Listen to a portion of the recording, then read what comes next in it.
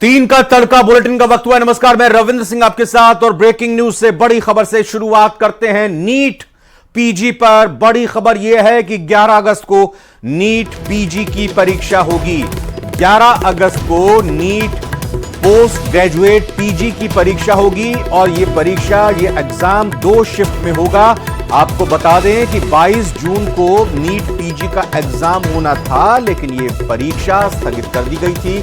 22 जून को यह परीक्षा नहीं हुई थी। अब इस परीक्षा की, नीट पीजी की परीक्षा की नई तारीख आ गई है। यह नई तारीख 11 अगस्त होगी। 11 अगस्त को नीट पीजी की परीक्षा होगी और इस परीक्षा के बारे में यह भी कहा गया है, यह भी जानकारी मिली है कि 2 शिफ्ट में, 2 पालियों में ये नीट पीजी की परीक्षा आयोजित होगी। इसके लिए पूरी तैयारियां की जा रही हैं।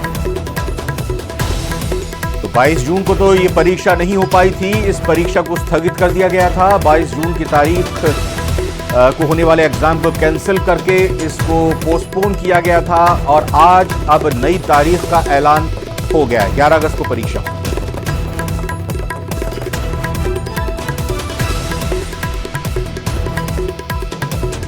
उत्तर प्रदेश के हाथरस पहुंचे राहुल गांधी ने 2 जून को हुए हादसे के लिए प्रशासन की लापरवाही को जिम्मेदार ठहराया है। राहुल के मुताबिक लोगों ने बताया कि पुलिस का इंतजाम नहीं था, साथ ही पीड़ित परिवार के लिए ज्यादा से ज्यादा मुआवजे की मांग की गई है। राहुल गांधी ने जल्द से जल्द मुआवजा देने की भी मांग की।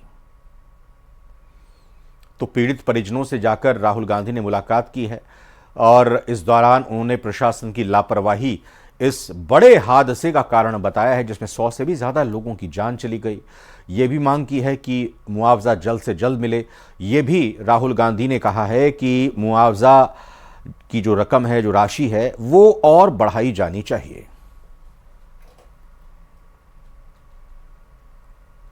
दुख की बात है, बहुत परिवारों को नुकसान हुआ है, काफी लोगों की मृत्यु हुई है। तो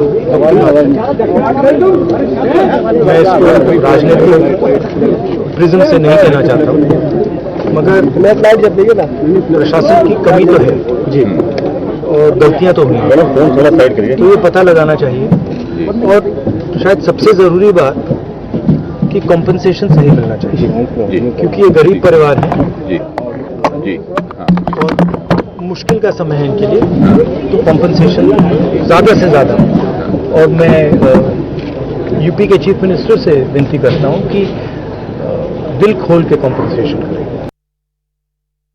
राहुल जी ने मुलाकात की, क्या कहा आपने, क्या कहा राहुल जी ने? वो ये समझा रहे थे कि हम पार्टी के माध्यम से मदद करेंगे। अच्छा, मदद का भरोसा दिया है? हाँ, बोल रहे थे कि मदद करेंगे। क्या मदद करने का भरोसा दिया राहुल गांधी ने? अभी ये कुछ नहीं कहा, बोले पूरी मदद करेंगे आप। अच्छा, अच्छे से यही समझा। जांच की मांग के बारे में बोला कि जांच करवाएंगे पूरे मामले की? पूछताछ कर रहे थे कैसे क्या हुआ। जब समापन हुआ तो वहाँ प्रशासन नहीं था ज्यादा। अच्छा, और फिर मेडिकल में भी ले गए तो वहाँ लापरवाही बहुत थी, वहाँ भी कोई सुविधा नहीं थी। हो सकता है मेरी भाभी कुछ याद थी। अच्छा, मेडिकल में भी लापरवाही हुई? कुछ भी नहीं था, वहाँ बहुत लापरवाही है। और वहीं राहुल गांधी के हाथरस जाने पर बीजेपी ने निशाना साधा और पॉलिटिकल टूरिज्म करने का आरोप लगाया है। पूछना चाहती हूँ राहुल गांधी जी से कि क्या उन्होंने अपने भाई स्टालिन को एक भी फोन कॉल किया? 60 से अधिक परिवारों के घर में जो हादसा हुआ स्पूरियस डिकर के चलते, लोगों की मौतें हो गई तमिलनाडु में, जहां राहुल गांधी की भाई की सरकार है, क्या राहुल गांधी ने फोन तक करके पूछा? क्या वहां पे संज्ञान लिया? लेकिन उत्तर प्रदेश में आज पॉलिटिकल टूरिज्म करने पहुंच गए। मौत के ऊपर पॉलिटिकल टूरिज्म करना, मौत के ऊपर राजनीति करना, यह बहुत ही ओछी राजनीति है। वो विपक्ष के अब नेता हैं, विपक्ष के लीडर हैं और उनको एक जिम्मेदार नेता की तरह काम करना चाहिए, ना कि अपने पॉलिटिकल टूरिज्म का एजेंडा फुलफिल करने के लिए अच्छी राजनीति करनी चाहिए। हाथरस हादसे वाले बाबा के रहस्य लोक से हम लगातार पर्दा उठा रहे हैं। बाबा सूरजपाल के मैनपुरी के आश्रम का ड्रोन वीडियो हम खास तौर पर आपको दिखा रहे हैं। यह ड्रोन विजुअल्स आए हैं बाबा सूरजपाल के महल से। महल है यह पूरा का पूरा। देखिए कितना बड़ा साम्राज्य तैयार किया हुआ है मैनपुरी उत्तर प्रदेश में। दावा किया जा रहा है कि बाबा के मैनपुरी आश्रम का वीडियो, जहां पर बाबा के होने के दावे किए जा रहे हैं, ड्रोन कैमरे से ली गई तस्वीर में बाबा का आश्रम एक 5 स्टार होटल से कम नजर नहीं आ रहा है। हाथरस की घटना के बाद बाबा इसी आश्रम में आया था। बाबा का यह आश्रम करोड़ों की लागत से बनकर तैयार हुआ है। आश्रम के अंदर शानदार लग्जरी कमरे बनाए हुए हैं और आप इस आश्रम की, बाबा के इस महल की भव्यता भी देख सकते हैं।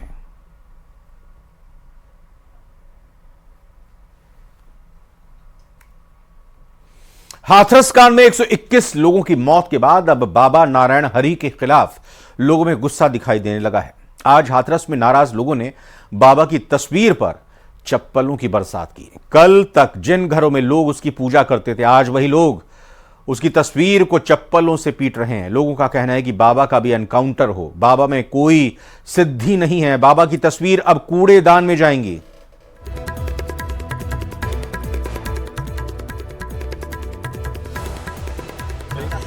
इस वक्त हम हाथरस के नबी खुर्द गांव में मौजूद है और आपको तस्वीरें दिखाएंगे। ये बाबा नारायण हरि और सूरज बाबा, भोले बाबा के चमत्कार पे आप लोग को भी विश्वास था? हमें कोई विश्वास ना था, सब अंधविश्वास है। हम तो ये चाह रहे हैं कि जितने बाबा हैं सब उनके एनकाउंटर होनी चाहिए और जितने सत्संग है सब बंद होने चाहिए, एक भी सत्संग होना नहीं चाहिए।